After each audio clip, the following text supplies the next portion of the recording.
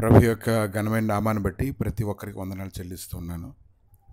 ఉదయకాలాన్ని ఆయన సన్నిధిలోని పొందేటువంటి గొప్ప సంతోషాన్ని గురించి కానీ మనం ఆలోచించినట్లయితే ఎంతో సమాధానకరమైన సన్నిధి ఆయనతో ఉంది.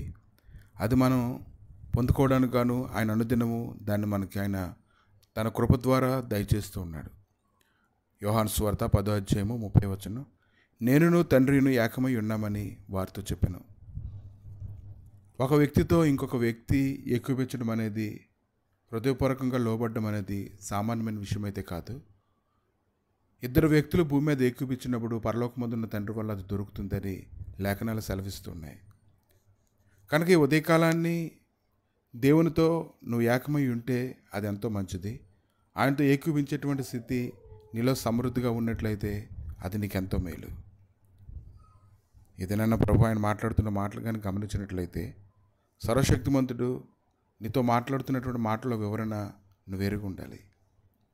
చాలామంది అనుకుంటారు ఇద్దరు వ్యక్తులు కలిసి ఏదో చేస్తూ ఉంటారు. కానీ ఇద్దరు వ్యక్తులు కలిసి చేసేదాని గురించి ఆలోచించినట్లయితే ఇద్దరికీ ఒకే ఆలోచన ఉన్నప్పుడు, ఒకే ఉద్దేశం ఉన్నప్పుడు వారు ఏకాత్మ ఏకమనసై ఉన్నారని మనం గ్రహించుకోగలగాలి. కనుక అతను తండ్రితో ఏకమై ఉన్నాడు. తండ్రి యొక్క ఉద్దేశము అతని యొక్క ఉద్దేశము ఒకేలాగా కొనసాగడానికి అతను ప్రయాసపడుతూ ఉన్నాడు. కుటుంబాల్లో చాలామంది తండ్రులు తల్లులు తమ పిల్లలతో ఏకమై ఉండాలని కోరుకుంటూ ఉంటారు. వారిలో ఏ ఒక్కరైనా ఒకరితో ఒకరు ఏకీవించుకోలేనటువంటి స్థితి వారిలో ఉన్నట్లయితే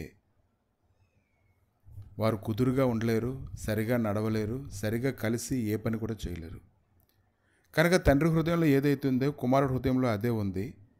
అతను అంటూ ఉన్నాడు, యోహాను సువార్త 10వ అధ్యాయం 38వ వచనం, తండ్రి నా యందును నేను తండ్రి యందును ఉన్నాము. కనుక పిల్లల్ని చేరదీయడం విషయంలో తండ్రి ఎంతో సిద్ధపడినప్పుడు, అలాగే తల్లి కూడా తమ పిల్లల్ని చేరదీయడం విషయంలోని సిద్ధపడినప్పుడు పిల్లల హృదయంలో ఎంతో సంతోషం కలుగుతూ ఉంటుంది. వారు ఎంతగానో కోరుకుంటూ ఉంటారు. ఎంతగా వారు కోరుకుంటూ ఉంటారంటే తల్లిని తండ్రిని విడిచిపెట్టకుండా వారు ఎల్లప్పుడూ తమతో ఉండాలని కోరుకుంటారు. ప్రతి విషయంలో తండ్రిని పిలుస్తూ ఉంటారు, తల్లిని పిలుస్తూ ఉంటారు, తల్లిదండ్రుల మీద ఆధారపడుతూ ఉంటారు. అలా ఒకరి మీద ఆధారపడుతూ తల్లిదండ్రులు చెప్పేది వింటూ వారికి నచ్చింది చేస్తూ వారు జీవించడం విషయంలోని తల్లిదండ్రులు ఎంతగానో ఆలోచన చేస్తూ ఉంటారు.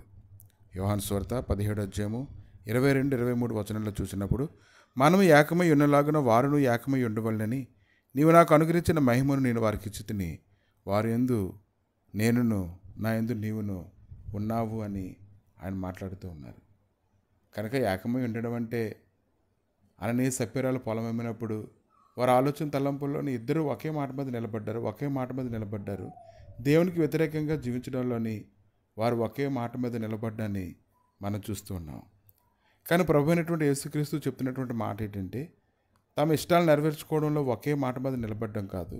ఏదైనా ఆయన మాట్లాడుతున్న మాటను కానీ మనం గుర్తించినట్లయితే, గ్రహించినట్లయితే తండ్రి అయిన దేవుడు ఏ ఉద్దేశం అయితే కలిగి ఉన్నాడో అదే ఉద్దేశాన్ని ప్రభు కూడా కలిగి ఉండడం వల్ల ఇద్దరు ఏకమై ఉన్నారని ఆయన మాట్లాడుతున్నారు. కనుక దేవునికి ఇష్టం వచ్చినట్లుగా దేవుని ఉద్దేశాల ప్రకారంగా మనం ఆయన అర్థం చేసుకొని ఆయన ఆలోచన తలంపుల్లో మనం నమ్మకం ఉంచినట్లయితే అది ఎంతో మంచిది. అననీయ సప్యరాలు అయితే పొలం విషయంలో మాత్రమే వారు ఏకీభించే స్థితిలో ఉన్నారు. దానివల్ల దేవునికి వ్యతిరేకంగా ఉండడాన్ని బట్టి వారు ఎంతో కీడును అనుభవించడాన్ని మనం చూస్తూ ఉన్నాం.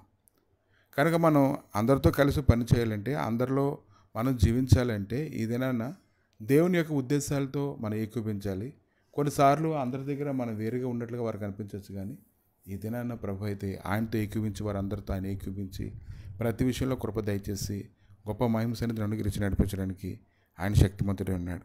కనుక ఈ ఉదయకాలాన్ని నువ్వు గ్రహించుకున్నట్లయితే నువ్వు ఆయనతో ఎలాగ ఏకీభిస్తూ ఉన్నావో, ఆయనతో ఎలాగ ఏకమై ఉన్నావో నువ్వు తెలుసుకోగలగాలి. తల్లిదండ్రులు తమ పిల్లల పట్ల ఏకమై ఉండినట్లుగా ఈరోజు మనం కూడా దేవునితో అటువంటి రీతిగా ఏకమై ఉండేలాగా ఉండాలి. అందరి ఉద్దేశాలు, అందరి ఆలోచనలు ఒకేలాగా ఉండాలి. అవి దేవునివై ఉండాలి. అప్పుడు నీకు అది మేలు. ప్రభా, మీ దయగలిగా నష్టాలకి శ్రమలు అప్పగించుకుంటుండగా అందరినీ నీ కృప చూపించి నడిపించి నీ ఉద్దేశంతో ఏకీపించినట్టు మనసును వారికి దయచేసి నీ లేఖనాలను ధ్యానించడం ద్వారా తమ ఉద్దేశాలను విడిచిపెట్టుకుని నీ కొరకు జీవించేలా కృప దయచేయమని, సమాధానం అనుగ్రహించి మహిమ పొందమని యేసుక్రీస్తు నామములు అడిగి వేడుకుంటున్నాము తండ్రి. ఆమేన్.